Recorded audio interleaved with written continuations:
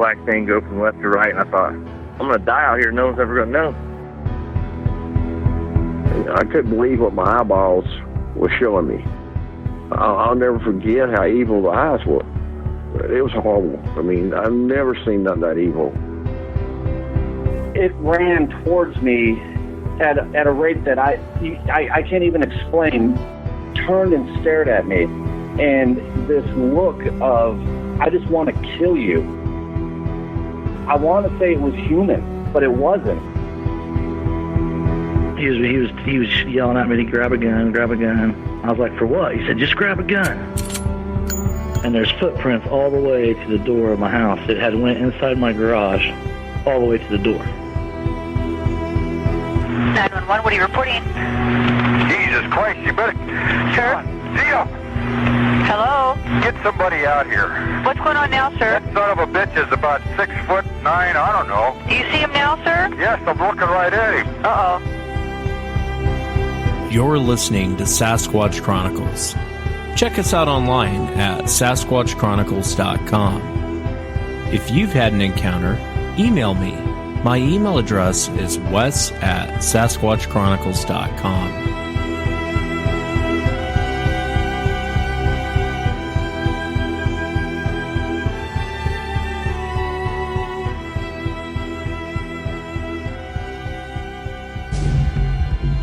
At a remote fishing camp, something has unleashed its wrath. The refrigerator was ripped from the wall. When MonsterQuest first investigated, a legendary creature may have turned up its aggression. This rock on the side of the building was bang. And since then, the cabin has been attacked again. And all of a sudden, something was thrown at the cabin. Now, MonsterQuest returns with a new search, a new plan, and a new opportunity to analyze some of the most startling evidence collected. If there is any DNA left there, we should be able to read it. And a shocking discovery suggests they may be closing in. It was 8 feet tall, blacker than black. Welcome to the show, everyone. Thanks for being here tonight. Got a great show planned for you this evening. Going to be speaking to Doug Hajicek, who was a producer on MonsterQuest. And you guys remember that show, MonsterQuest. I played a small clip there in the beginning. And he'll be talking about Snelgrove Lake. And there's a cabin on Snelgrove Lake that seems to be the focus of these creatures. And Doug will be giving us some inside information, things that happened that you maybe didn't see on TV. And he'll be sharing his own encounters with us tonight.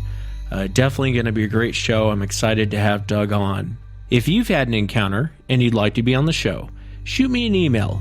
My email address is wes@SasquatchChronicles.com.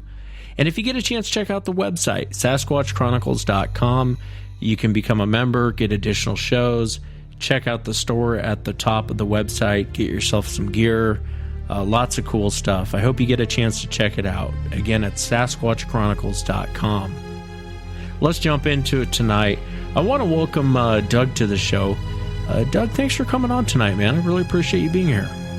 Hey, thank you. Thanks for inviting me. And I was playing for the audience there in the beginning, the monster, a little small clip of what happened out there at the Snelgrove Lake, the cabin out there. And I've always been fascinated with that story, and I'm a huge fan of yours. And so I really appreciate you coming on the show. I wanted to talk about, before we get into some of the different things on TV, I wanted to ask you about your own personal encounter with Sasquatch, and if you would kind of share with the audience what you were out doing and walk us into what happened. Well, I had several things happen, Wes, when I was young. Things like hearing, like screams like a woman being murdered in the forest. When I was young, because I practically lived in the woods when I was a kid with the dirt bikes, and I don't think I ever came home. And then later on, as a deer hunter, I would hear and smell. I'd hear chest beating on occasion that was not grouse. Excuse me. And I would hear or smell terrible smells. And they'd be reported by other people in our hunting party. And we'd be a mile apart. Very odd. And you just, this stuff kind of builds up. And I do remember seeing the Patterson Gimlin creature on the cover of Boy's Life when I was young. And I could, very quickly looked at that with kind of a skeptical eye and went, God, that looks like a real animal. And I remember, that kind of opening up my brain, but didn't really think a whole lot about it. Had a very busy young life, got married young, had kids, and started getting into television. I landed at my first TV series in 1985. And that allowed me to travel pretty much all over the world. And I was on a trip for that show way up in the subarctic on a lake called Snelgrove Lake. And we had flown up there to film giant lake trout. And I was up there with a fisheries biologist, a good friend of mine. We had a fishing guide. Anyhow, one day, after a very successful day of filming, we had to do a little pee break, and it was the lake was a little bit rough that day. So we went to shore, and quickly we all noticed these tracks that came out of the water and walked on this beautiful sand beach, what they call an esker up there in the Arctic, and through pea gravel into the forest, the stunted black spruce forest. And, of course, we're immediately looking at these tracks. And the ones in the sand, there wasn't a ton of detail.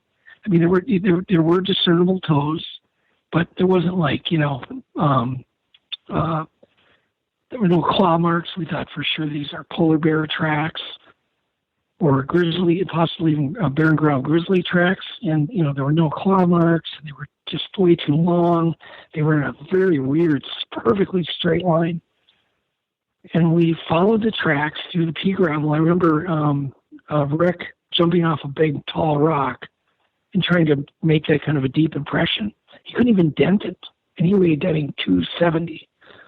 And so we followed the tracks, and then they got into these little stunted black spruce trees. And they're about 7 foot tall, Wes, and they're spindly, they're flexible, but there was a 7 foot tall tree, and there was a track in front of the trunk, and then in a straight line was the next step stride.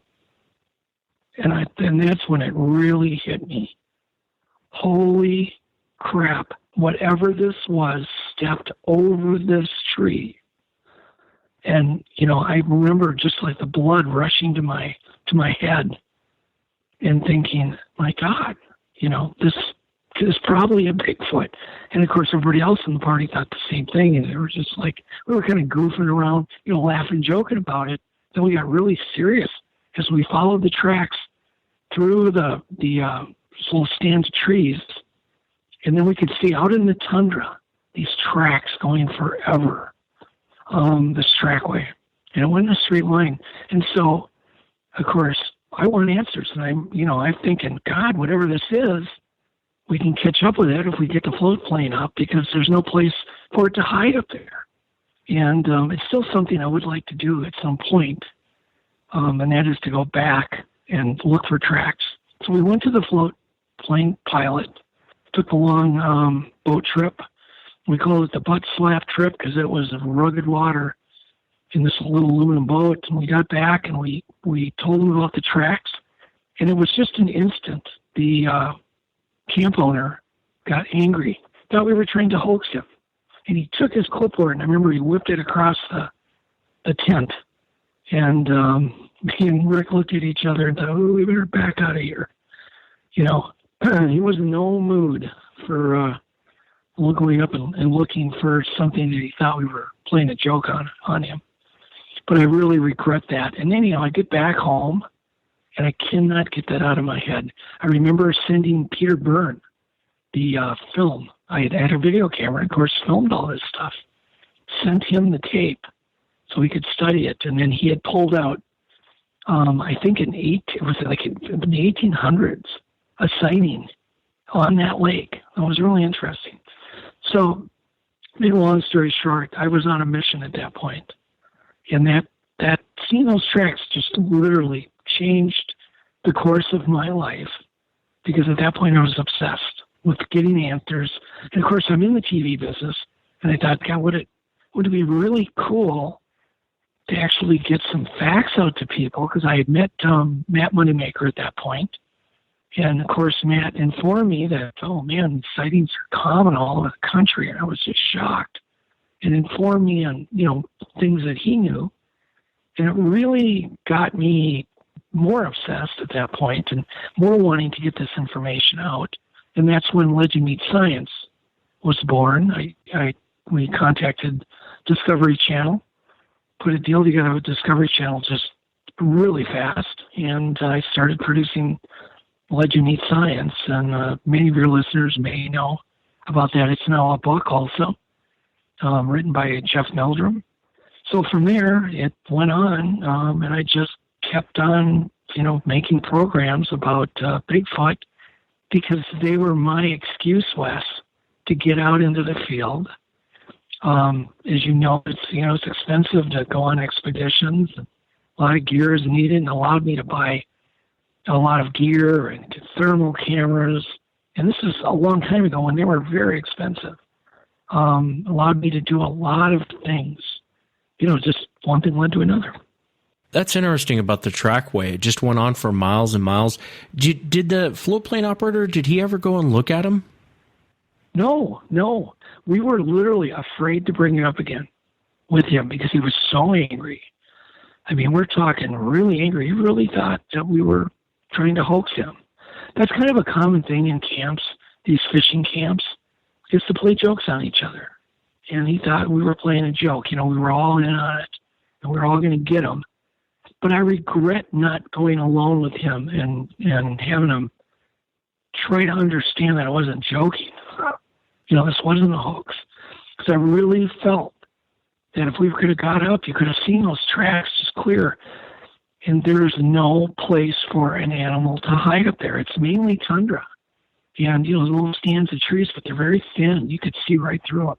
It's not like the canopy, in Washington State or Minnesota, which, aerial reconnaissance to me seems kind of silly in a lot of ways because you can't see through the canopy. But we could have. We could have, and I had, of course, all the video gear in the world with me. We could have gotten amazing footage because these tracks looked fairly fresh. How far could an animal get, So, and a plane can go, 130, 140 miles an hour. We could have easily caught up to this. So, a lot of regrets there, a lot of regrets. Yeah, no, I understand. And that is frustrating because you probably would have caught up with it, from a plane. I want to get into the Snelgrove incident and your actual sighting. I thought your sighting was very, very fascinating with the two creatures talking. Before we get into that, one of the members on Sas-Chronicles.com, he asked me to ask you about offering Bob Gimlin $1 million to recount his story or something to that effect. I've never heard this story before. But will you tell us what happened? Was it for a TV show? Mm-hmm. Yes, I was, I had gone to Bluff Creek with Bob. It was the first time he had gone back. It was me and a whole bunch of other researchers. It was for one of the anniversaries. I think it was around the year 2001, maybe. But I was filming Mysterious Encounters, and we were in Northern California. I was trying to get an interview with Bob, literally kind of hinting every day. And I know at that point, Bob was, he was really seemed regretful about going public and, just having so many people ridicule him and say that he hoaxed this and hoaxed that and on and on. And so he was very reluctant to go on TV.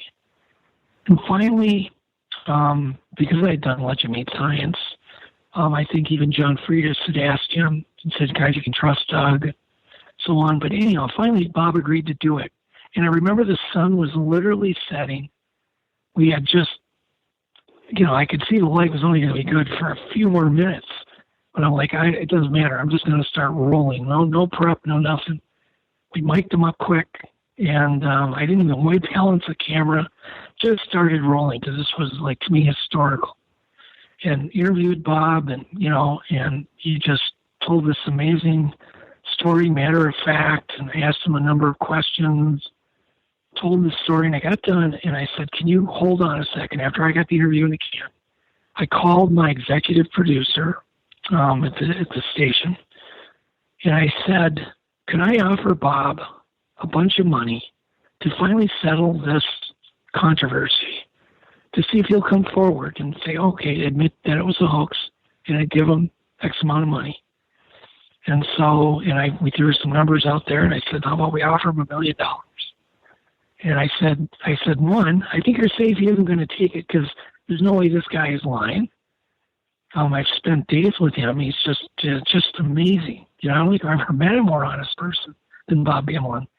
And I said, so I don't think you have any chance, but in the slight chance that he takes it, then we'll have an exclusive show on how this was done. And that'll be historical. And he goes, okay. And so I literally got off the phone and offered Bob the money.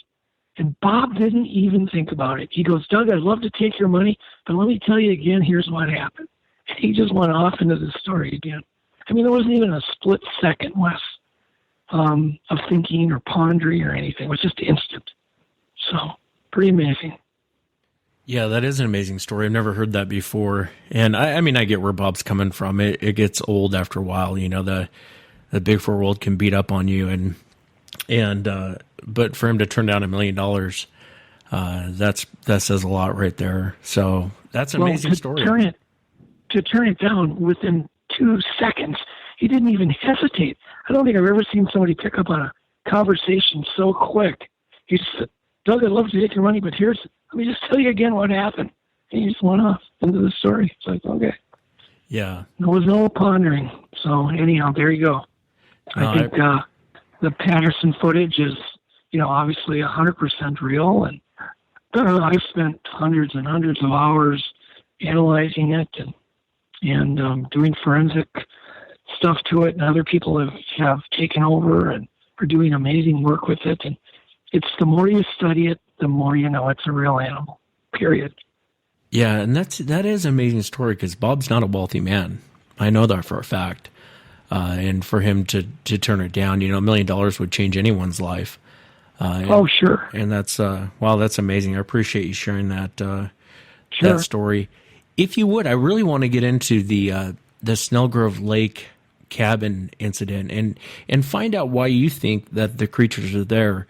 But your first sighting was actually at that cabin, and you weren't even looking for Sasquatch. If you would you mind telling the audience about that encounter? I was fascinated by it. I know you don't think it's that big of a deal, but I thought it was an awesome encounter. Well, it was quick. And first off, I've seen these creatures on 3, I call them casual sightings because there was no interaction. I wasn't that close.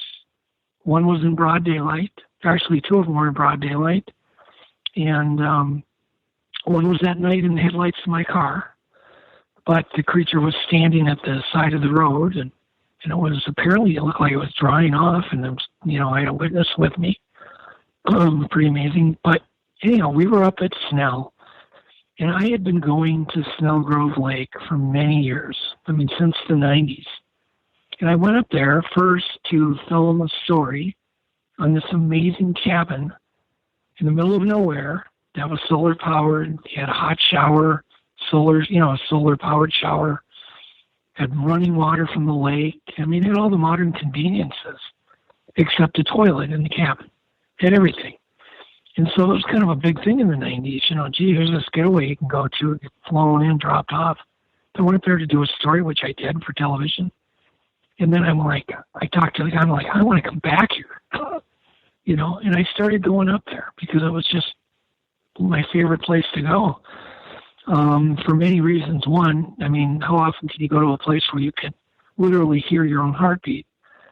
So this was just another trip. And this was a trip that I had brought, I'd brought my sons, I'd brought friends many times, gone up there alone before. But finally decided, hey, let's, bring our daughters up. And Joe and Vladimir, a good friend of mine, we all had daughters about the same age. And they were all friends. They all knew each other, too. So we thought, hey, let's all go on this thing and bring them up there. And, of course, the moms are all worried because there's no phone service up there. And so we go up there and we're having a great old time, fishing. The fish are biting. The weather's been good. And my daughter's in my boat, and Joe's daughter's in his boat, and Vladimir's daughter's in his boat. These are little Lumincraft boats with, like 5 3-horse, 2-horse motors on them. We were in a lake that was hidden, and I called it Hidden Lake because you literally cannot see the entrance of this little stream. It's around a little bog, and so you can't see it, can't find it. You go in there, and there's just massive walleyes, and we were on our way out after a long day of fishing, and my daughter started making monkey sounds, which she had done also on the lake. She said it helped her catch walleyes. It was very odd, and I said, whatever. She'd make these little chimp sounds.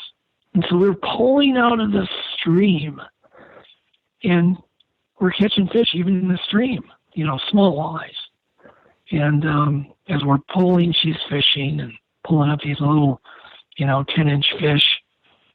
And we get to the edge of where the stream empties into the main lake, and all of a sudden there's a huge wood knock. Bam! On the side of a tree. Of course, right away I'm like telling everybody to cut their engine. So everybody cut their engine, and I told them, I don't think anybody even heard it because they were kind of way back there, and the motors were loud, and this thing was right next to me and her. So anyhow, I just had never thought about, this could be a possible Bigfoot place. Or it could be a Bigfoot or Bigfoots around this lake because I've been going up there so many times. Never had anything weird happen except a couple of times we'd either heard something. One time we heard singing. I was up there with my son and Joe. And we heard this beautiful operatic kind of singing that sounded like just a regular woman singing from the edge of the lake somewhere. The opera, warming up, like she was warming up her voice. And it was really bizarre because it went on so long. I remember my young son, how that changed his life because it was a mystery even to him. He said, Dad, I know why you come up here all the time. And I said, yeah, it's just a lot of mysteries. And it's just such a beautiful place. I said, you don't even know, you could be back 1,000,000 years ago and you wouldn't even know unless you looked at your own watch what century it was or when it was. Because it's all just this virgin, beautiful forest. Anyhow, so we get back. We wait till like 2 in the morning, 1 in the morning to do a wood knock. Never done a wood knock up there before. And we do a wood knock, Wes, and it was instant, the response. But the creepy part, it was only feet away from us once again. And everybody's jaw, I just remember everybody's face turned white, and everybody's jaw kind of dipped and dropped. There were certainly skeptics in the group. Joe had never seen anything until he was always open-minded, but skeptical. Vladimir was completely skeptical, and boy, that changed instantly. This wood knock was loud and just feet. And so we had a rock exchange. We tossed little rocks out into where the wood knock was because it wouldn't answer any more wood knocks. So I said, hey, let's toss a couple of pebbles, near where the wood knock came from, underhandedly. And lo and behold, we had a rock exchange. Rocks came back, tossed gently, landed by all of our feet. And this went on for maybe an hour, 2 hours, this rock exchange. And so, because you got to remember, Wes, when I had my sighting, it was the next day during the afternoon, and I'll get to that. But so nothing happened. There was no screaming that night, no wood knocks, just this rock exchange, except one big rock landed in the lake and clunk, clunk, clunk down the boulders, maybe 15 feet from us. But then once again, it wasn't aggressive either. And so we go to bed very, very late. The kids are all asleep. And I say, hey, I'm going to set up a bed. You guys go on off to bed. I had a candle on the table. The cabin was dark except for this little candle, little tea light. I'm reading a Field and Stream, hoping I'd get tired. I'd get a yawn going. And I finally did. I started getting a little tired. My eyes were tired, and I went to the window. There's a window that faces the forest. And I went to the window, and there's a little solar-powered light above the sink, in which pumps water from the lake. And I flicked that light on, and then all hell broke loose. And the cabin at that point started being pounded, shook. I could hear, there was just massive amounts of screaming going on. Just caught me off guard. I was literally I didn't even know where to turn. I didn't know where this was going to end. I could hear stuff up on the roof. I could hear running on the roof, which was really odd. It didn't sound like a big, heavy creature. I could hear brush getting tossed up on the roof. Rocks, small rocks, big rocks. It was just a huge amount of commotion. And I look up, and of course, the skylight, there's a skylight up there, and it's wide open that we use to let the hot air out. And I'm like, how do I shut the skylight? And where's the pole? I remember a pole. I'm panicking.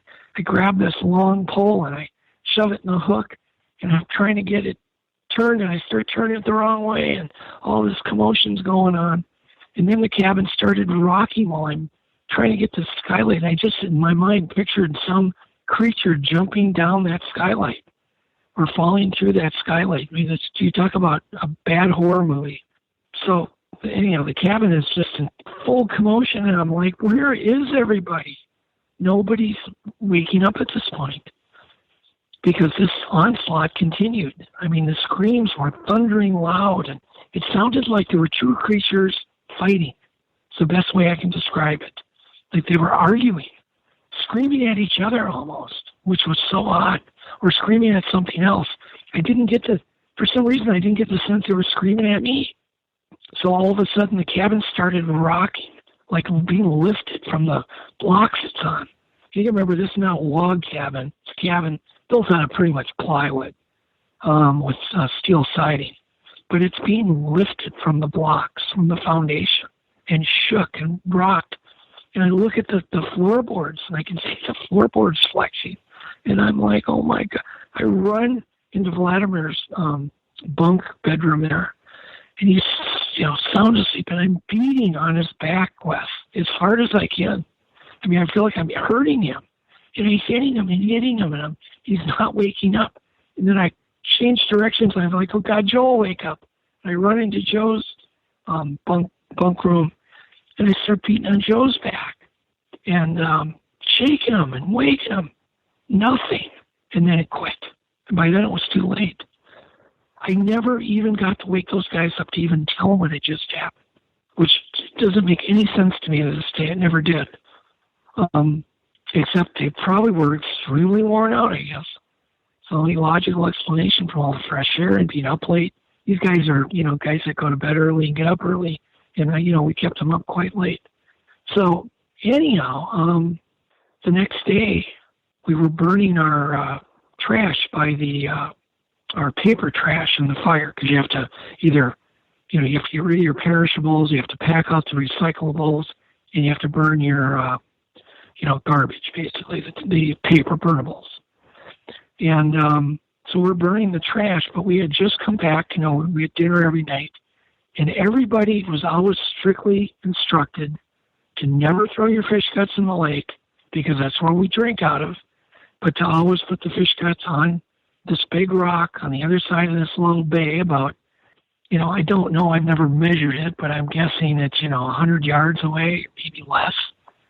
And there'd always be a seagull or two that would come by, and, resident seagull that would come by and grab the guts and swallow them whole and whatever. It's pretty amazing to me to see these seagulls eat these entrails. But we're burning the trash, and we had had supper. We put the fish entrails over there. No seagulls had shown up yet. And we hear chatter like I'd heard the night before. They sounded just like two chimpanzees. And they were like fighting, arguing. And they were going back and forth. And obviously it was two different kind of tones or voices. And we're like, I look at Joe and I'm like, my God, there's sounds like chimpanzees over there. It sounds similar to what I heard last night. We look and we're staring, just staring on the other side of that shore. Here we see both of us see it. We see two black upright figures walking and actually heading north. And right along the shore, but just in the tree line, just enough where we could see there were two upright figures there. And they were very black or brown or very dark colored. But we never get to see any features. We never get to see hands or faces or anything.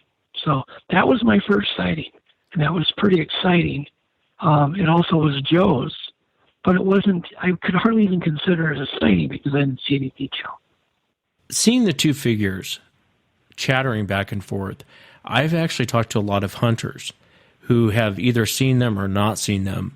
And they'll describe it as, I've had it described so many different ways, like two chimpanzees chattering back and forth. I had one hunter who said it reminded him of like a deaf Russian people talking.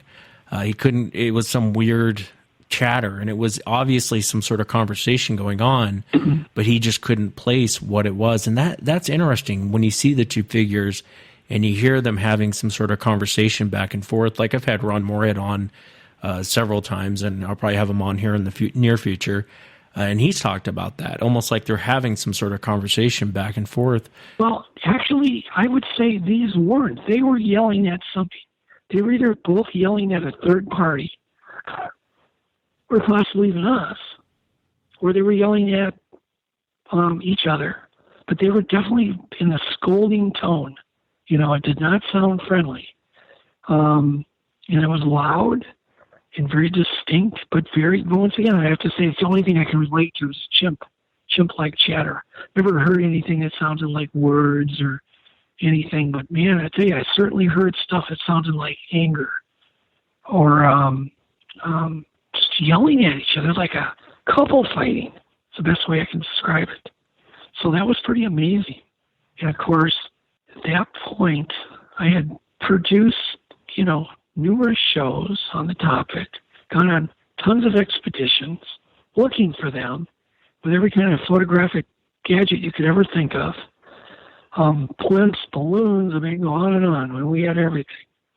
And here I am, burning garbage, talking with my friend about the day's fishing and about the previous experience of the night. And at least there it is, right there. That's usually the way it happens, isn't it? Yeah. Pretty amazing. Pretty amazing. I wanted to ask you, what did you think? What do you think actually set these things off the night before when all hell broke loose by turning on a light? Yeah, I didn't really get into a lot of detail. Well, one, I just think about myself because I've got, very light colored hair. I had blonde hair at one time and then turned white. And so it glows. Everybody else kids me because my hair glows. Oh, I could see in a crowd because your hair glows. So I'm just wondering if they weren't out there, maybe doing their reconnaissance or spying through the windows. We're just close by the cabin, sneaking around. And then all of a sudden I flick this light on. And if they were close, which they obviously were because, the attack of the cabin happened instantly, I think I just scared the heck out of them. I really do.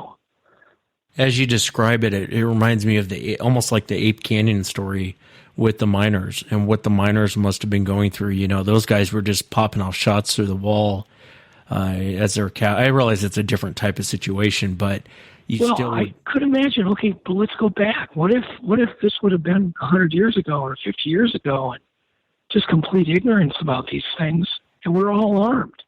And we were all up. God, I wonder if we wouldn't have started shooting through the walls. Because I thought I was going to die that night. I really was convinced there's no way I'm getting out of this one. I'm finally going to meet my maker. Because this sounded violent and powerful, and any morning they're going to come bursting through that little thin door, and I'm dead. And they're going to kill my child and my friends, and, this is not good. But yeah, I could imagine that if we would have all been armed and taken us back 50 years, 100 years, we might have started shooting through the walls too to protect ourselves. Yeah, and so, I think I actually had even reenacted that Abe Canyon for Mysterious Encounters. So I was very familiar with the story. But here I was living it, real life. And boy, I'll tell you that that adds a lot of credence to that story. Yeah, it's before I want to go into the Snelgrove incident, I know you've been looking into this for 27 years, and my opinion's changed a lot over the very short amount of years I've been doing this. When I very first, I had kind of a nasty encounter, and my opinion of them was they're godless killing machines and kill them all and let God figure it out. And my opinion of that's changed a lot. And it's mainly from talking to witnesses. You kind of get a sense of, okay, well, maybe they're not all godless killing machines. Maybe kill them all and let God sort it out was emotions talking at the time. But how has your opinion changed from when you very first started looking into this and you've had these encounters and you've been out to Snelgrove Lake and I know you've looked into this more than probably most people. How has your opinion changed, and what have you learned over the 27 years? Well, I think I started out thinking they were extremely docile, extremely, that they absolutely operated only on fear and would retreat in almost every case. They might throw a rock at you, but they're going to retreat. And we had that happen numerous times, but everything always ended without incident. Like a gorilla will bang the side of a zoo window and then run. I figured absolutely that would be the case. But things like Snelgrove, where they were attacked the cabin for such a length and knew I was in there, they did not retreat. They didn't come bursting through the door either, which would have been, like a toothpick to them. It wouldn't even have slowed them down. But I kind of think that we're dealing with more of a variety of either creatures, situations. I think that they have a hair-trigger temper. I think they're far more powerful than I ever dreamed of, because that cabin, I don't know what it weighs, but it was being lifted off its block foundation, which is only, it's held up by two corners suspended on blocks, but they were lifting it. And I'm 100% on that. I'm not, maybe they were lifting it. They were lifting it. The whole cabin was being lifted and rocked. And so I'm thinking, boy, they're kind of willing to really go to the 10th degree to scare somebody. But then again, I did walk away, and I've been up there, there were numerous times since, and we've had encounters, but in every case, I walked away. But I also think that they're very capable. I think they're meat eaters. And I think they're very capable of killing somebody, either out of fear. Let's just compare it to black bears. There are, my God, just Minnesota alone, there's 38,000 black bears. There's that many bears here, and they're tolerated in most cases because they operate on fear. They stay away from people. They see people and they bolt. They just leave people alone. And I think we're kind of dealing with a bear mentality. I think most of them operate in fear. But every once in a while, Les, there is a black bear attack, and there is somebody killed by a black bear. And I've always keep that in the back of my mind. And for years, I've done black bear research. I've been very in close proximity to mothers with cubs. I've actually had the privilege of having a mother trust me with her cubs and thinking, oh my God, I hope something doesn't happen and this mother doesn't go back and take me out, You just don't know. They're wild animals. So there's going to be exceptions. So I always wonder if, people that haven't been taken, children maybe have been taken and, taken out of curiosity and maybe died of exposure. Maybe they weren't killed by these creatures. Maybe they were just taken. Maybe they were accidentally injured. Maybe people have been taken and accidentally injured. Because you can imagine something that powerful jerking you around probably wouldn't be too good, and you could die of fear and exposure also. So you look at the Osmond story where he was kidnapped, and there were things in that story that I believe, like he described this goose walk. Well, I felt that I was one of the people that saw that first in the Patty film. The legs splaying out like a goose, like a duck walk. he describes that. There's no way he could have described that without having some kind of very, very intimate encounter with these things. Could he have been killed? Would he have been killed? Possibly, had he not gotten away. So who knows? So I'm still kind of on the fence, but I have a lot more fear now. In fact, I have not gone to Snell since our last incident. And I keep asking myself if I'm not gone because I'm afraid to. In other words, why did I go there so many times? And now I haven't gone. God, it's been, numbers of years now. And I'm just kind of trying to get over. I'm thinking that maybe it is a fear factor. That because it does take some, because I know I'll mess, I'll do wood knocking, I'll do things if I go up there I can't resist. And then you think, God, what if they kind of recognize who we are? And some of the incidents have happened already, and they come gunning for me. So anyhow, that's kind of where I'm at, Wes. I guess it hasn't changed a ton, except I think I have more fear now. More fear, more respect. And there's certain dots I'm connecting and thinking, could be certain ones that could easily and would easily kill a human, just like a black bear. Rare, but still possible. No, I understand. I wanted to ask you about this cabin at the Snelgrove Lake. Why do you think that they're focused on this cabin? Well, okay, I've got opinions, and they're only opinions. But one, I have been going out there for years, and nothing ever happened. There was never any banging on the side of the cabin or having any rocks thrown at anybody. Although there was, a couple of fishermen that I was with that had a big stick hurled over the forest and landed in the water by them. Heard the singing, I never had any attacks. My God, I've slept out on the dock or right on the boardwalk right next to the dock before you get to the dock. Never thought anything of it. The worst thing that happened to me is I saw, a mouse climb on my sleeping bag. That just, and he just kept doing it all night. Didn't bother me one bit. But you get into a situation where people are instructed to throw their perishables at the end of these 4-day trips into the backwoods. And once again, when this operator told us this is how you're going to do things, he wasn't joking. You could tell. These guys, they mean business. So when he says don't throw your fish guts in the lake, he better not find any fish guts in the lake. He better not find perishables been burned in the garbage. He better not, or anywhere near the cabin, on and on and on. And so people did this pattern. They'd come up there and they'd put the perishables out. So it could have been a possible additional food source. But there's a huge amount of food around that cabin. It's rich in grouse, spruce grouse that are, very, very easy to catch barehanded up there. We used to go bow hunting them, and so we'd walk up 3 feet from them and use a flu bow and arrow and just knock them off their feet. So there's a lot of grouse up there, huge blueberry crop, but it doesn't happen until August. Well, I never started going until August. In fact, that was my first August trip, Wes, was when we brought our girls up. I used to always go in June. June was like my month up there because there were no bugs, there were no mosquitoes, there were no black flies.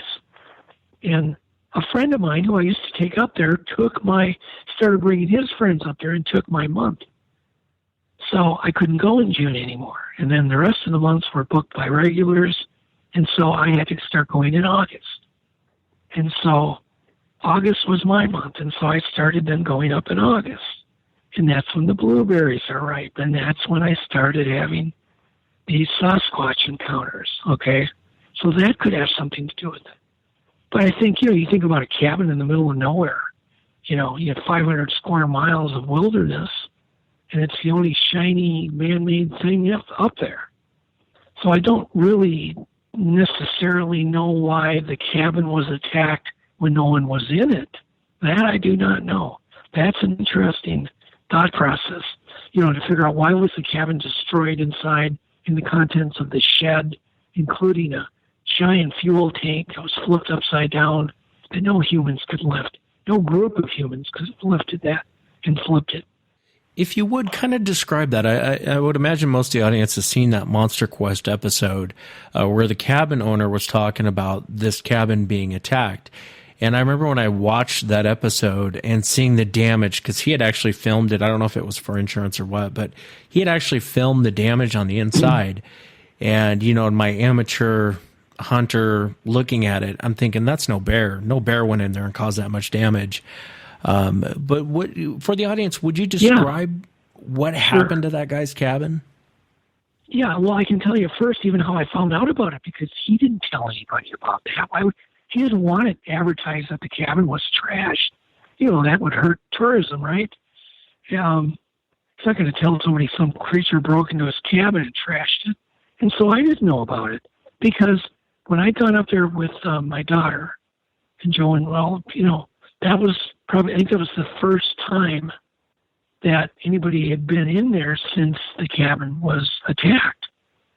And I can tell you, I can attest to it. I knew every knot in the wood. Nothing was replaced, meaning there were no scratches in the cabin, no bite marks, no claw marks. I would have noticed it, and I would have said something to Chuck, oh, I see a bear broke you.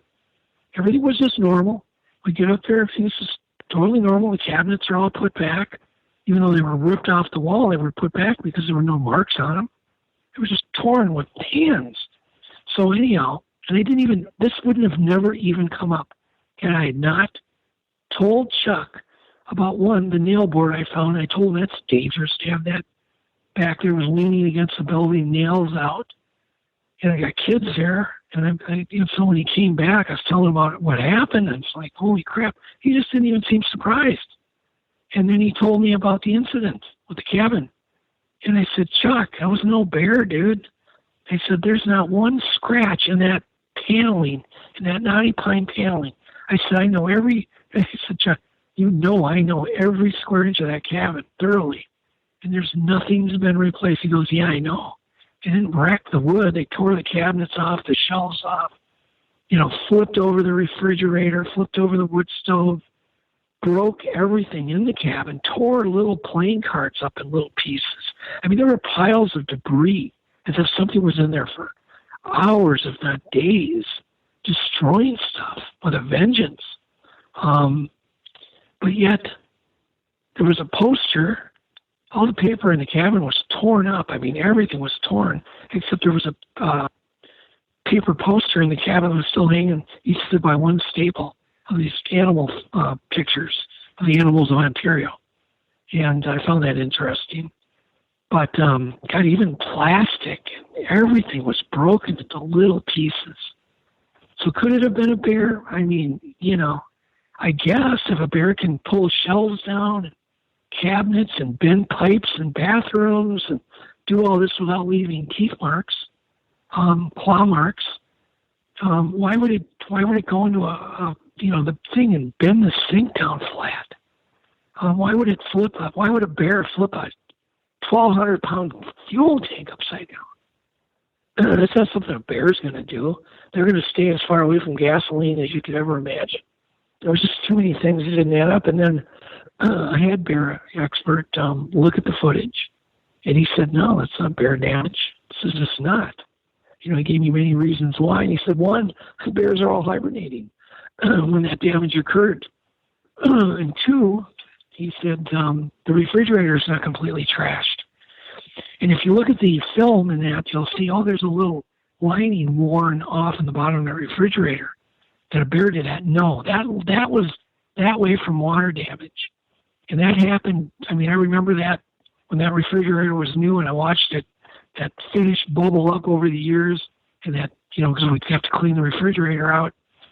And I remember that surface area being removed from the refrigerator, just a finish, a white finish. The bears didn't trash the refrigerator because they can smell what they think is formic acid, because formaldehyde is used in the insulation, and it breaks down into formic acid. They think it's an ant colony, and so they immediately tear that refrigerator apart.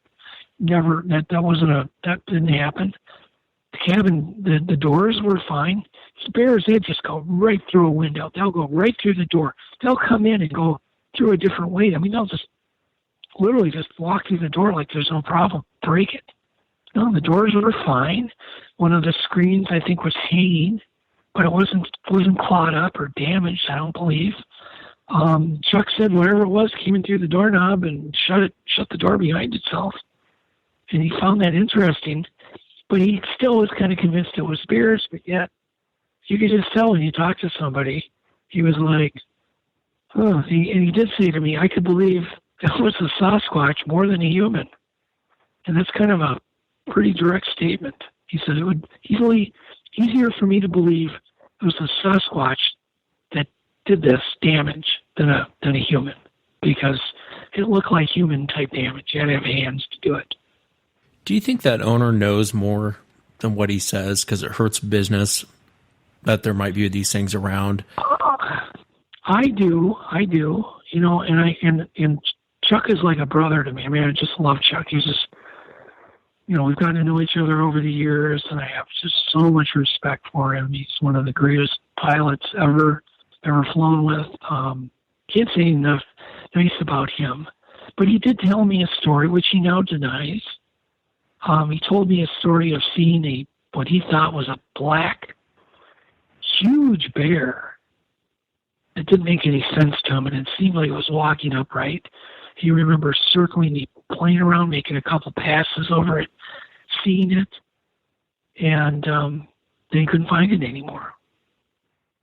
But other than that, what he knows, I couldn't tell you, but I know he did tell me that story. I'm telling the truth. But I brought it up to him one day. We were chatting on the phone, and he goes, I never told you that. And I'm like, yeah, you did. So we're arguing like brothers.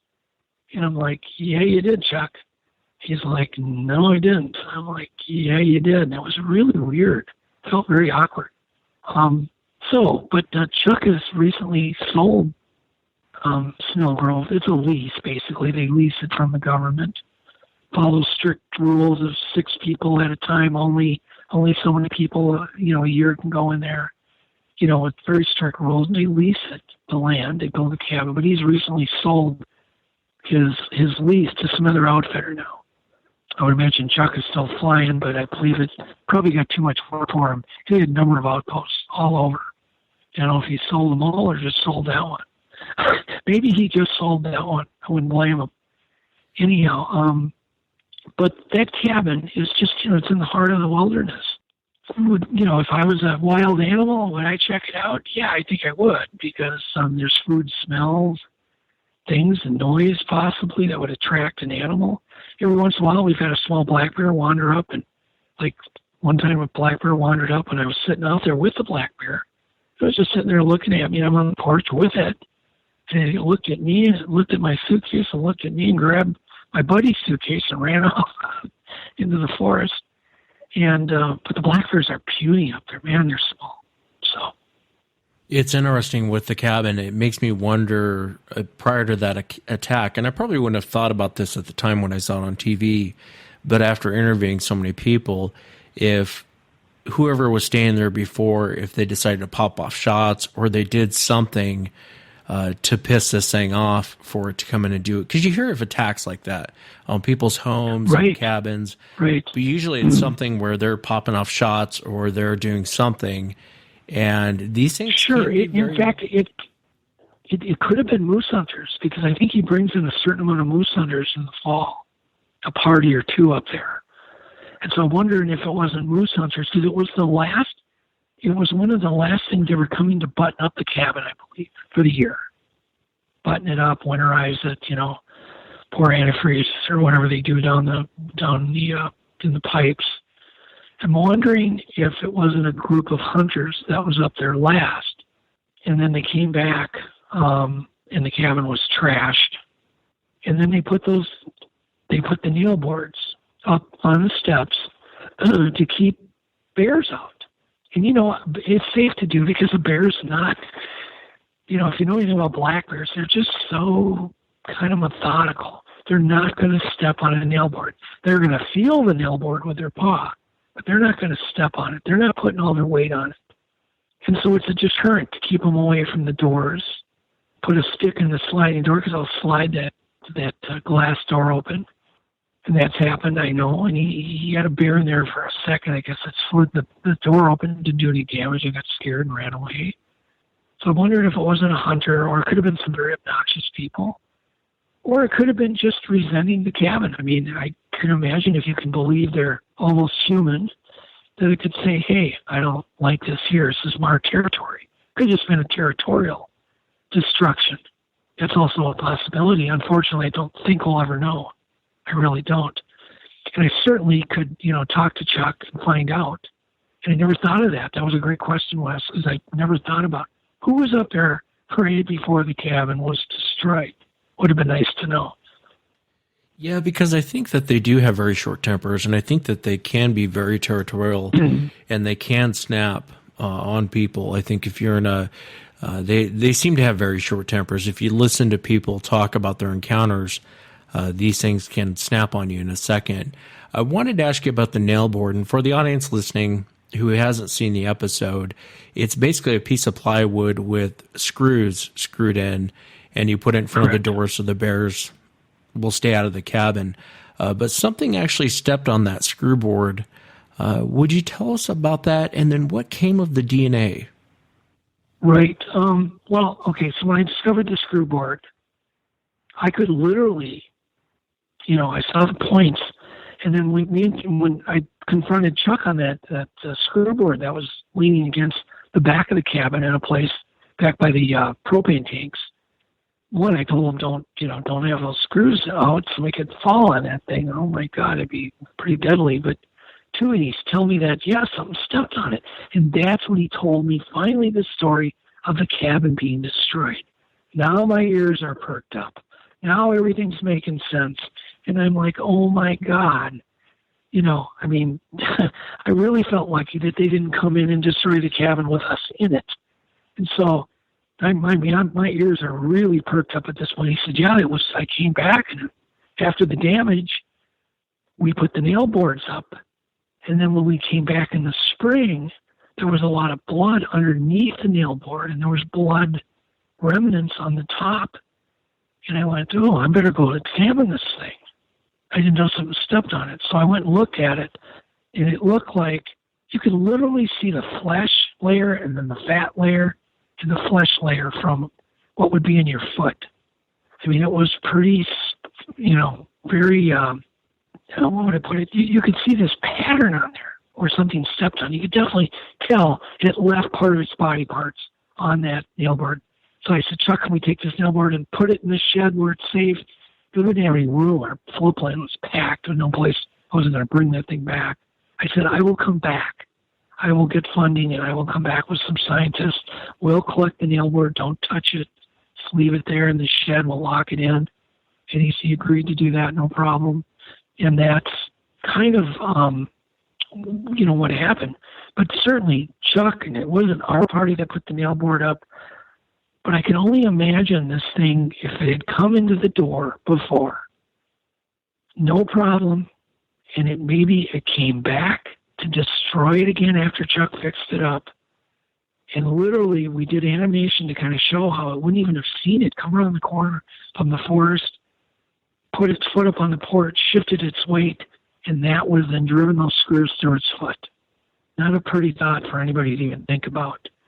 I don't know, but it was not done on purpose as a trap for a Sasquatch. It was done as a bear deterrent. Pretty common practice up there, I hear, and it works very well. Well, in this case, it didn't work. Something stepped on it, and so anyhow, we collected with Jeff Meldrum, brought a geneticist up there, and they very carefully they brought up all this genetic equipment up, the stuff to store it, and they carefully picked off, which they also agreed, even Jeff did, that was fat tissue, dried fat, dried flesh. And there was also a couple of hairs that were taken that also had naturally worn ends that were wrapped around the screws. There were some spider webs taken off, fibers that, were nothing. They were just plant fibers. But there were some hairs that were taken that were, that fit the morphology of a Sasquatch hair. And flesh. And of course, we tested it. We didn't, we tested nuclear DNA. First test, because the stuff was old and dried, he didn't get anything. He claimed that the lab didn't get anything. Well, then Kurt Nelson, who was a geneticist, tested it at the University of Minnesota. And, of course, they have to amplify it, use primers and whatnot. And he got it so many base pairs, I can't remember how many, 100, 200, 300, I don't remember what it was exactly. He had enough base pairs, but there was a gene or two that was divergent, and it was one of the same genes that was divergent in chimps, in African chimps, which is really interesting.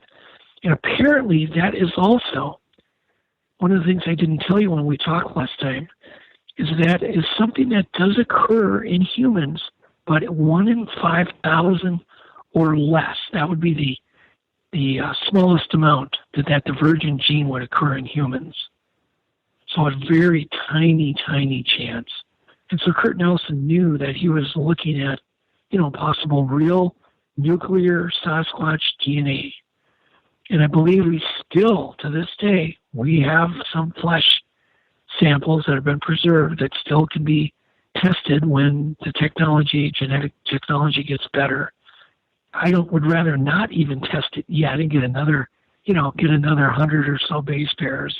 It doesn't really prove anything unless we can get more divergent genes and so on. So I would rather them wait. I don't have any of the samples. Dr. Jeff Meldrum may have them. I haven't asked Jeff lately, maybe they even went to the genetic studies that were done. I'm not sure. I really don't know. If some of those Snelgrove samples went to Elba. Yeah, I don't think that this is going to be proven through DNA, but that is fascinating, that the results you got back. And not that these things are chimpanzees, but what's interesting is when you listen to a lot of people's encounters, I know everyone says ape and ape and ape. They tend to act more like chimps than they really do apes. They have chimps are hands down. I know everyone sees them on TV and they got the cute little outfits on and all that. Chimp will kill you in the forest. A wild chimp will kill you in the forest. They have very short tempers, but they're very intelligent, very, very intelligent creatures. And so that's fascinating that it came back as a divergent to an African chimp or, portions of the DNA. Well, they're our closest relative at this point. That's true. Yeah. And who knows if these things, there's no doubt they're a close relative. But we don't know, we just don't know. If you test mitochondrial DNA, and I've done it so many times, on hair that looks, it's got a tapered worn end, no medulla, they always come back human, and yet the geneticists never check the morphology. They don't say, oh, yeah, well, it's human DNA, but God, that's really odd hair. It just doesn't match a human in so many ways. That never happens, and that kind of bothers me. But the nuclear DNA is getting cheaper to do and better, and, the primers keep getting better, and they keep, they're able to revive older and older DNA as we go through. And I'm just, I'm really excited about getting a better study done in genetic information. And once again, it'll convince a few scientists to hop on board. Won't convince the world. Genetics alone. I really don't believe it. It just won't. Yeah, I tend to agree. And that's why I always say that, we're going to need a body. Whether you want to believe someone's going to hit one with a car or someone's going to shoot one, regardless, at the end of the day, a body is needed. And no one likes to hear that, but that's just the truth. A body is going to be needed in order to prove this. DNA is not going to prove it. Video is not going to prove it. We have more than enough audio. We have more than enough footprints. We have more than enough hairs to show that. But here's what happens. Wes. Every time you do an interview, you bring us one step closer to convincing another mainstream scientist. Everything is a baby step. For instance, nobody has gotten really clear, close-up 4K footage of a face, where you can see the eyes and all that. If that happens, it won't convince everybody, but it will convince a lot more scientists. We'll get a little closer. We'll get good, better genetic material. We'll get us a little closer to them being accepted. Because we have this paradigm that this is just this fake, laughable thing with so many mainstream scientists. Thank God for people like Jeff Meldrum that have, had just huge amounts, and Grover Krantz, that have had huge amounts of courage to take this on. Even Ian Redmond, who is, willing to listen, go to a Bigfoot conference. He's open-minded. Jane Goodall has, made some very open-minded statements. And so, we're kind of getting there, but it's going to take more time. I even have fears that a body wouldn't do it. It'll just bring us closer, because they'll just be this huge group of skeptics that'll come through a great argument and say, that's just a human with some kind of cell abnormality or some type of disease or some type of a genetic holdback, and that's my fear. It'd have to be two bodies, probably to convince everybody, and they'd have to be two bodies from two separate geographic locations, taken 10 years apart or collected 10 years apart. So those are my thoughts, whether they're right or not. No, it could be right. Absolutely. Everybody kind of does their part, and, we can say, well, there's no good with, certain television shows, or there's no good. But every witness that is documented, it brings us a tiny bit closer, just a tiny bit. And you've done a huge service, Wes, by doing these back-to-back interviews with witnesses with no noise, no editing, no anything. Where a person like me can listen to these things back to back to back, because I interview witnesses constantly. But by the time you interview a new witness, you've almost forgotten certain little details. But with your show, it's going to allow even scientists to listen to these testimonies over and over and over and over, back to back, to do marathons and have their light bulb go off. Because really, it's all about people's light bulbs going off. And I think you've done one of the better services that's ever been done in history, Wes, by interviewing people and the way you do it in your just very laid-back manner and letting people just talk. I listened to a witness last night that you did. It was the guy in, I believe it was Florida, that ran into one while he was going to prank his kids, scare his kids in the backyard, if you know what I'm talking about. But there's details in his, just immense details that he gets into. There's no way that people are making this stuff up, Yeah, no, I appreciate the kind words. And I've always felt like my show didn't really make a difference except for helping people. Oh, it does.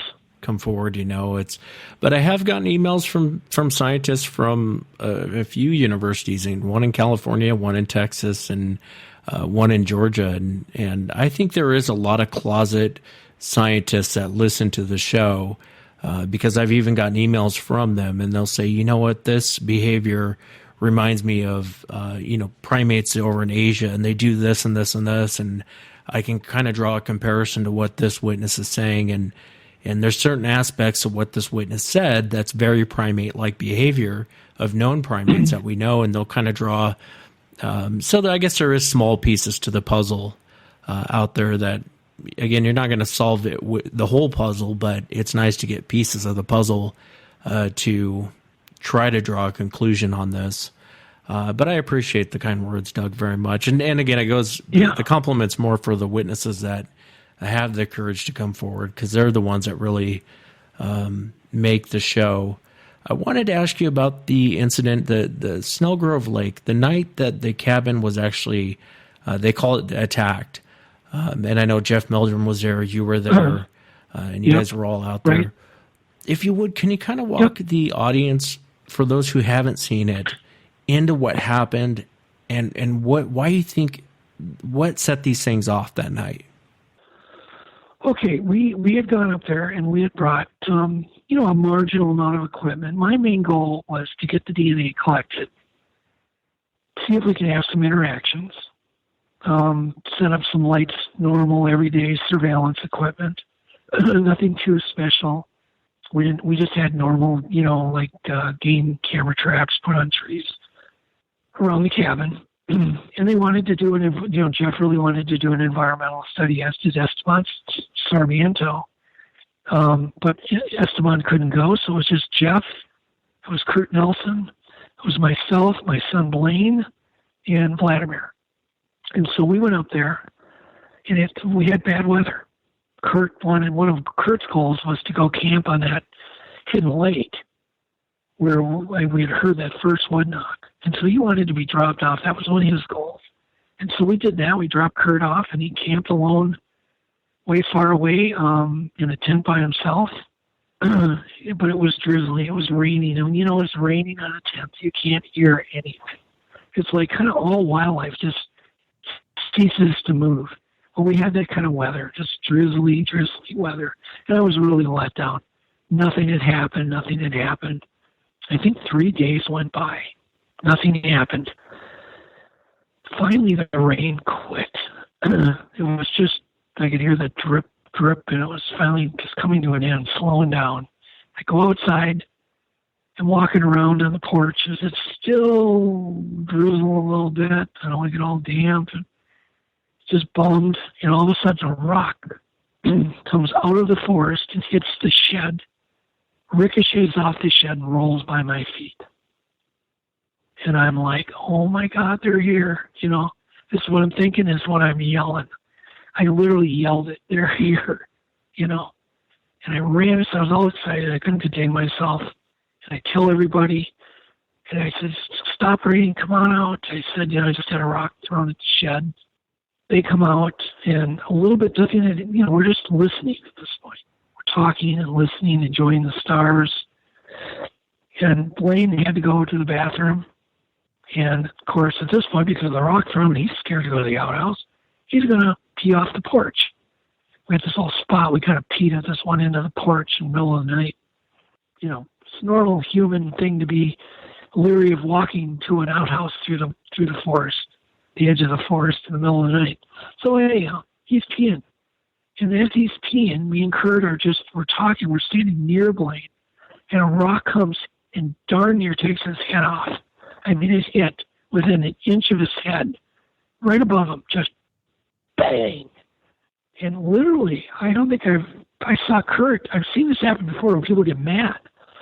Kurt actually got angry. I mean, he felt like saying, oh my God. And he takes the rock and he throws it back into the woods. We're all standing outside, and here comes that rock. I literally could see it in the light coming over because I was looking in that direction. And it comes sailing over the top of the cabin and hits this tin roof.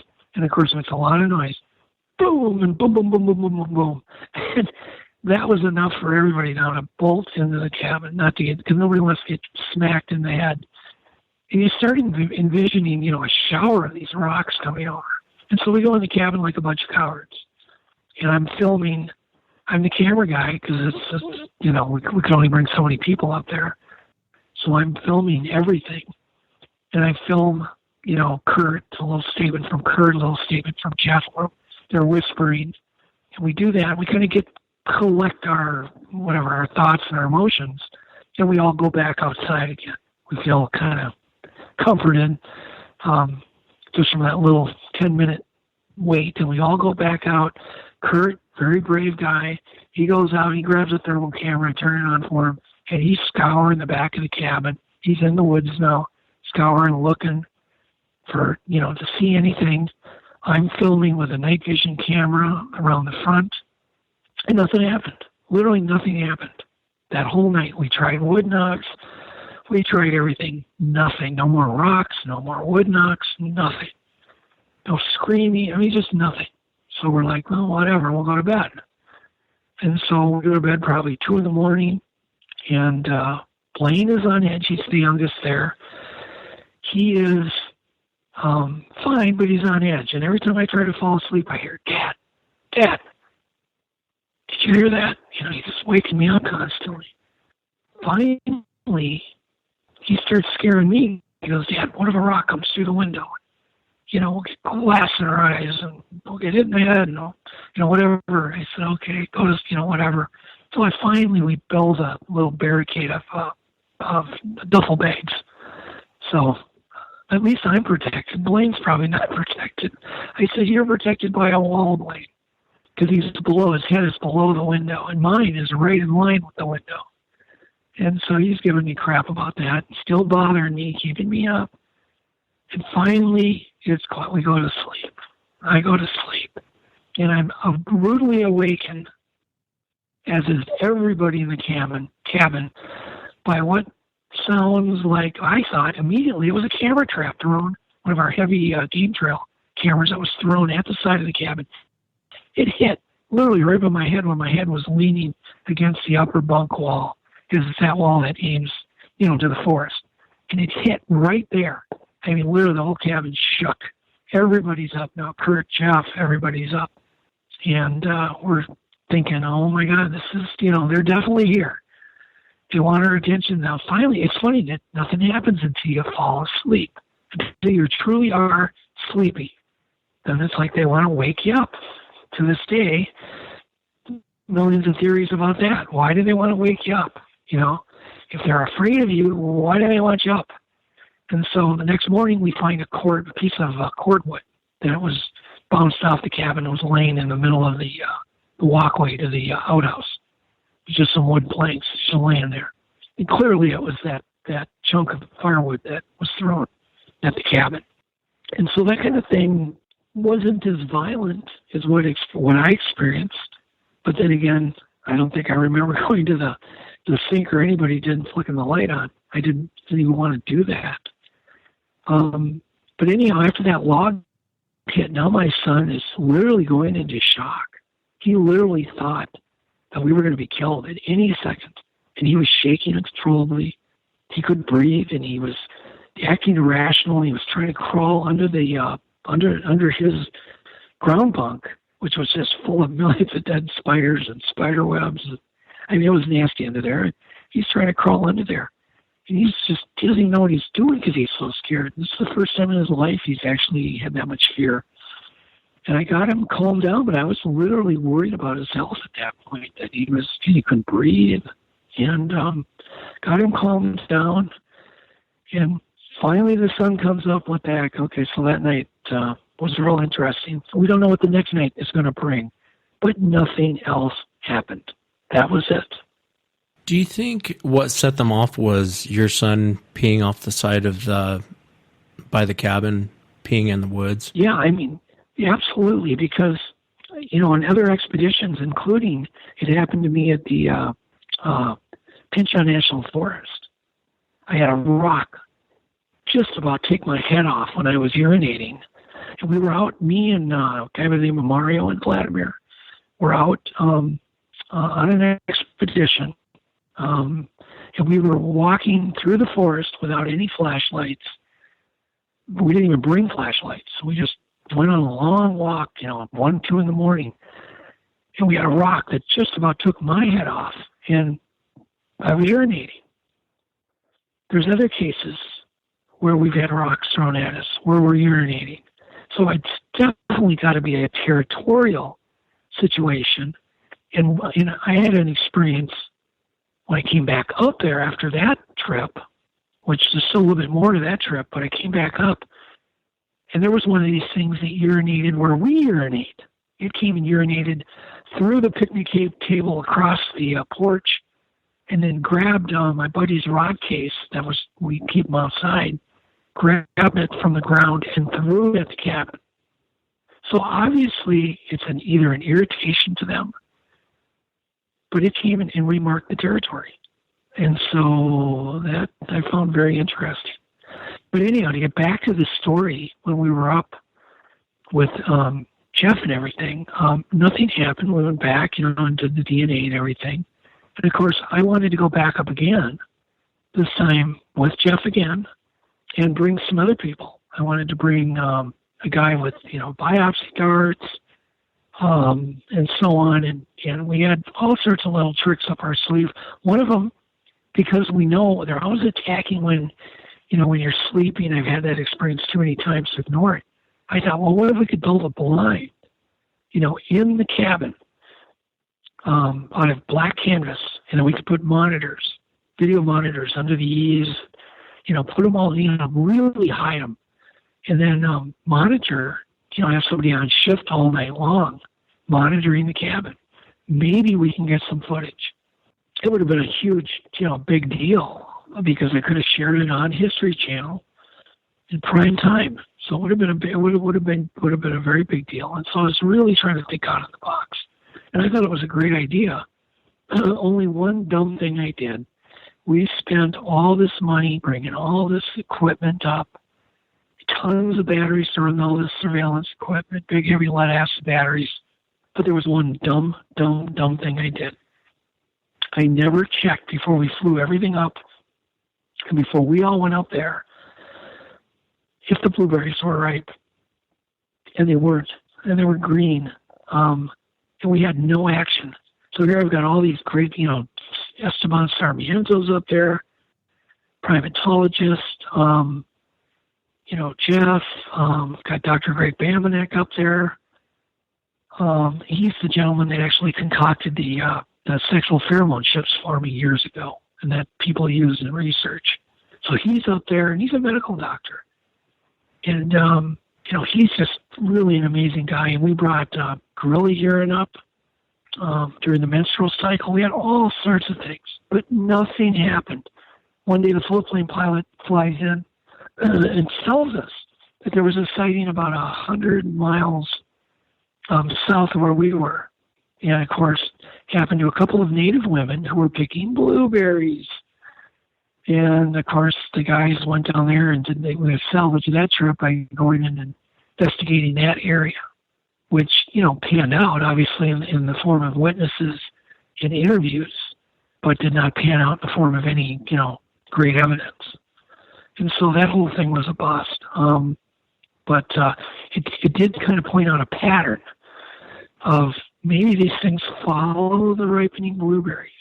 And that's something for everybody to keep in mind.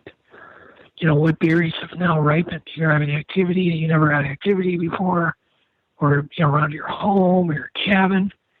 You didn't have any activity before, but now you're having it. Well, maybe there's a crop of berries that's ripe.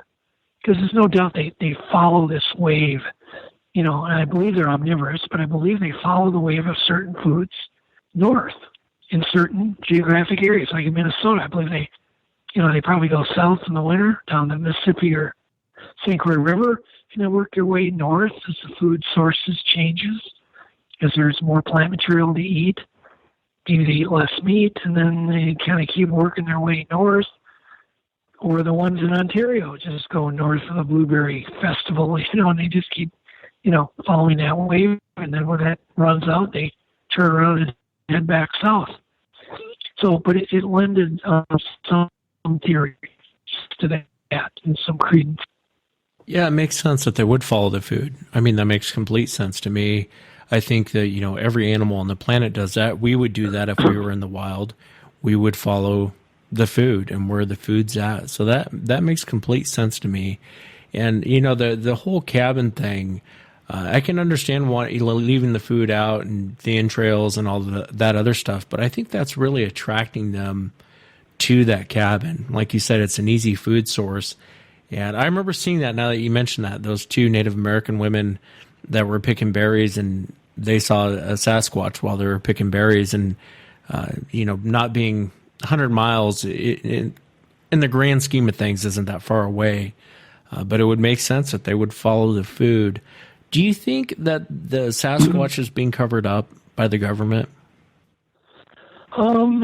Yeah, probably not in an organized way. I think in a regional way. I've got enough personal experiences in certain areas and enough stories to kind of realize that there seems to be kind of a local, you'll have a wildlife area, where there's numerous game wardens and they'll have experiences. One, there's an automatic cover-up because they probably don't want to tell their fellow workers. They don't want to tell anybody. And then if all the people are in on it or have experience, they don't want the public to know. They don't want to scare anybody, or they don't want to look silly because they believe in it. I've seen too many cases where there's been a really good sighting, and I've even seen this in your state, Wes, where there'll be a really good sighting or a series of sightings, and they'll lock off and gate off an area, and then may never open it again because there were too many Sasquatch sightings in that area. And that becomes kind of odd to me. It's like, oh, that's an awful odd coincidence. I've seen it up here in Minnesota. There's a sighting, and suddenly this whole area is off limits. So that's kind of a cover-up. And then I think on a federal level, I think there is some, but I don't know if it's like coming from the exact top. I think it comes from these levels of bureaucracy.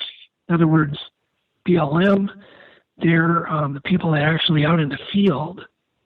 Their boss may know and tell them and even warn them about these things.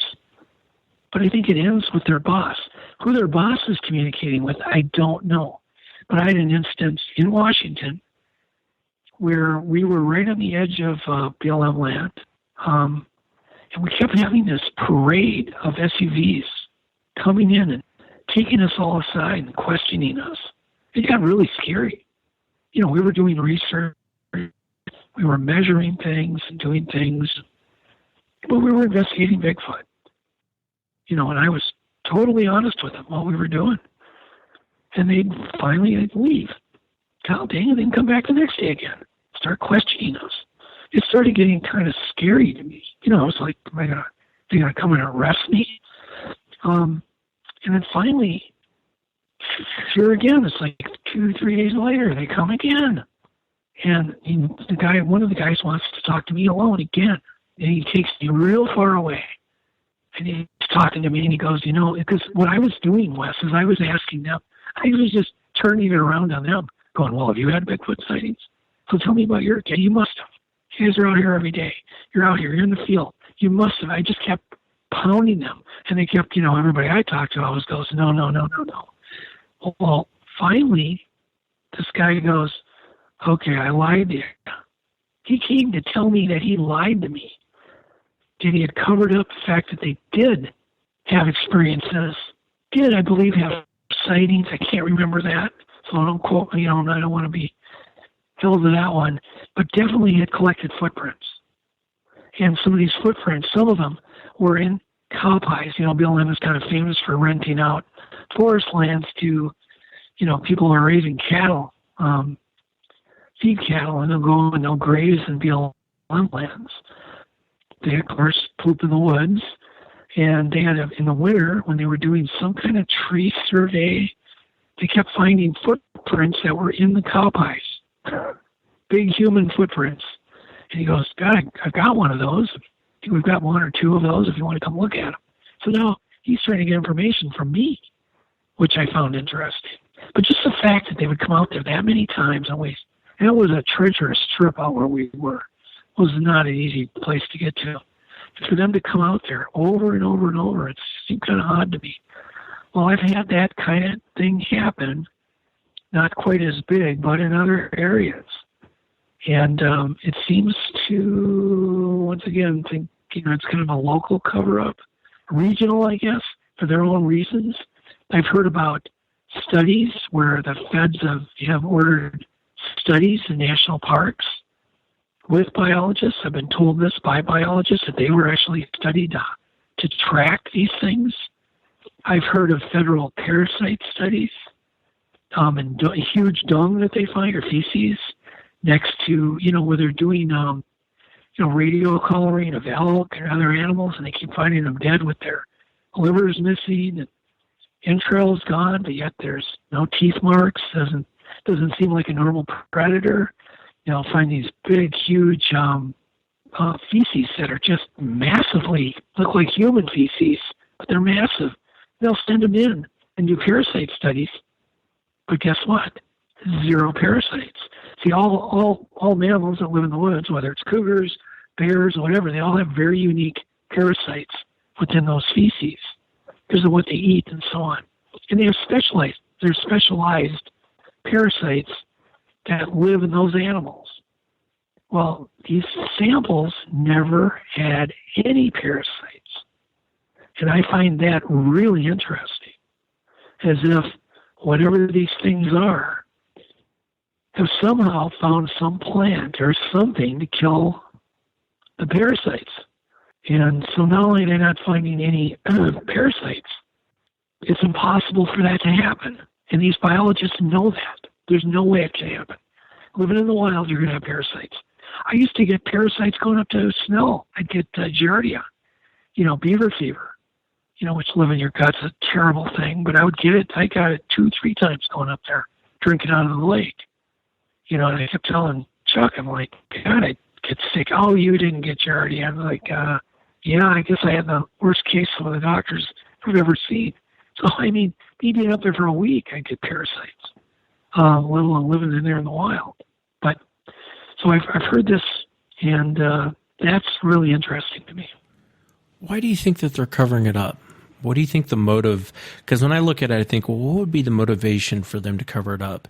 And I can think of a couple, but they don't really add up. I understand lumber. I understand money. I understand this and that. But let's say there was chimpanzees, for example, in the United States, and they were in our forest. I don't believe for one instance the lumber industry has that much pull to get enough money for the government to cover this up. And so what do you think the motivation is with covering this? Well, I'll give you a couple of theories. One is laziness. Here are my words, Wes. Plain old everyday bureaucratic laziness. Why do they deny they have wolves in certain areas? For instance, I know a place, there's wolves. My son just came back. They were literally tracked out of there by timber wolves. These were not little coyotes. These were, huge, tall, 4 foot at the shoulder timber wolves. Of course, you talk to a game warden there, a wildlife officer. Yeah, no, we don't have any wolves in here. God, they know there's wolves in there. Okay, they're there every day. They're lazy. They don't want to do more work. They got their little routine. They can sit, and I hate to say this about people, but it's kind of a natural thing with some government jobs. I'm not saying all wildlife people are lazy. I'm just saying there seems to be that effect on bureaucratic organizations, okay? And they don't want to deal with it. They just don't want to deal with wolves. They don't want to deal with Sasquatches. They don't want to deal with it. And so that's definitely one factor, okay? Other factors can be danger. The other factor is it's just too weird. They don't exist, but yet, they've had these sightings and they're working these forests. They know that they exist because they've had a sighting. And so it's just kind of like the boss says, lock it up. We don't want any incidents here. We don't want nuts in our woods. We don't want to deal with it. Once again, it's kind of like a laziness. They just don't want to deal with it. And there could be forestry reasons because there's no doubt there'd be pressure to set aside land, more old growth forests. Because they seem to cut down everything. And it's probably been the cutting of a lot of our old growth forests that probably led to some of the wildlife explosions that we have. That's just a fact. Wildfires, forest cutting, replanting, new forest. It gives you more variety in a forest. And this probably led to the explosion of these things, including deer, wild turkeys, cougars, many other mammals that were very close to being extinct. And so there probably would be some pretty vast tracts that would be disrupted, let's put it that way. And I just don't think a lot of people don't want to deal with change. They just don't want to deal with it. It could be the forest industry and some conspiracy, but I really don't know how much lobbying the forest industry does. I don't know, how much covering up they do.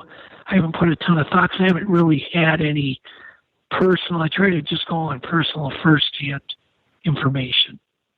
Biologists I've talked to in the federal government or, people like that. So that's kind of my theory. It's just they don't want to deal with it. Yeah, and you could be right. Going back to when you saw or you had the SUVs coming down when you're doing an expedition. If it's such a big joke and we're all chasing unicorns here, then why bother stop and talk to you guys? Or why bother if they talk to you one time and, you guys are chasing Bigfoot while they all get a good laugh and they can get back in their SUVs and leave. Why come back the next day? Why pull it? Well, why interrogate? Yeah, but they interrogated all of us separately. Yeah. I mean, that really does get scary. Because, you know they have total power. So you can just disappear. They take you and say you're under arrest. So you're just gone.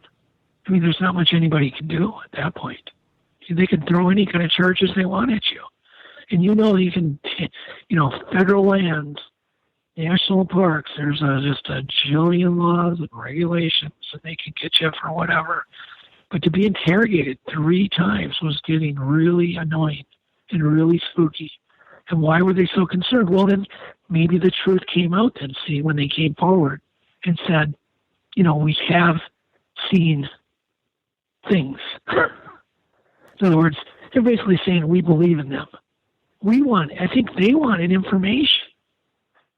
So that's kind of interesting too. Once again, it can be a whole host of things. Were they trying to arrest us? We're trying to get inside information. I don't know. I really don't know. Yeah, and it'd be nice if they would just come forward and say what they know. But I think it goes deeper than that. But you might be right. It might be more of a regional. It sure seems they use the same tactic from one region to the next. It's not the first time I've heard of guys rolling in on SUVs and pulling everyone aside and questioning them on what are you doing? Oh, yeah. They were bumper to bumper. They literally roll in and they're bumper to bumper. And it's like, what is going on? And it's just extremely intimidating. If you think a Sasquatch is intimidating, there's nothing worse than 3 black, SUVs rolling up into your camp. Especially if you can see them coming from a mile away. It's like, oh, this is not going to be good. Yeah, no, I can imagine. And out here in Washington State, I would imagine it's the same in every state. Those guys have more authority than cops, and most people don't realize big that. Time. Yeah, most of the time. Yeah, you're dealing with, they can get you on anything, but you don't know why you don't really know what their motive is. What are they after? Are they after a film permit? Are they after a picnic permit? Are they after a camping permit? Are they after, inside information as to trying to deter you from, trying to make you move and not be looking for Bigfoot in their area, which is kind of the feeling I got.